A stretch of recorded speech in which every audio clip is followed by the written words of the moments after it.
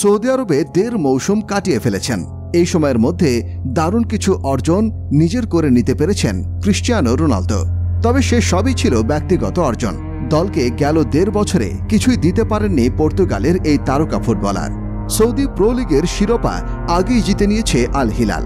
তাদের নিকটতম প্রতিদ্বন্দ্বী রোনালদোর দল আল নাসর লিগ শেষ করেছে 2য় স্থান থেকে। অর্থাৎ আল হিলালের সঙ্গে লিগে পেরে উঠতে পারেনি আল নাসর। লিগ শিরোপা হারিয়ে আল নাসর স্বপ্ন দেখেছিল কিংস কাপ নিয়ে। এই টুর্নামেন্টের ফাইনালে সেই আল হিলালকেই প্রতিপক্ষ হিসেবে পেল আল নাসর।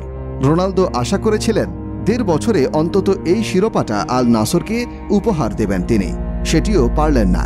গত শুক্রবার জেদ্দার কিং আবদুল্লাহ স্পোর্টস সিটিতে ম্যাচ জুড়ে হাড্ডাহাড্ডি লড়াই করে টিকে থাকলেও টাইব্রেকারে ভাগ্য সহায় হয়নি রোনালদোর। মূল সময়ে খেলার ফলাফল ছিল 1-1 সমতায়। এরপর পেনাল্টি শুট আউটে আল নাসরকে 5-4 ব্যবধানে হারিয়ে ঘরোয়ায় ডাবল শিরোপা জিতে নিয়েছে আল হিলাল।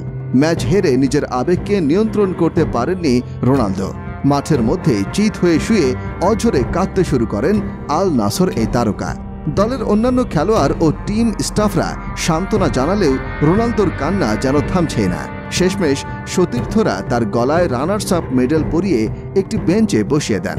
পরে বেঞ্চে বসেও অঝরে কেঁদেছেন রোনালদো। সামাজিক যোগাযোগ মাধ্যমেও তার আবেগী এই কান্নার ভিডিও ভাইরাল হয়ে গেছে। 39 বছর বয়সেও ফুটবল নিয়ে এত আবেগ থাকতে পারে তা যেন ফুটবলারদের অবাক করেছে।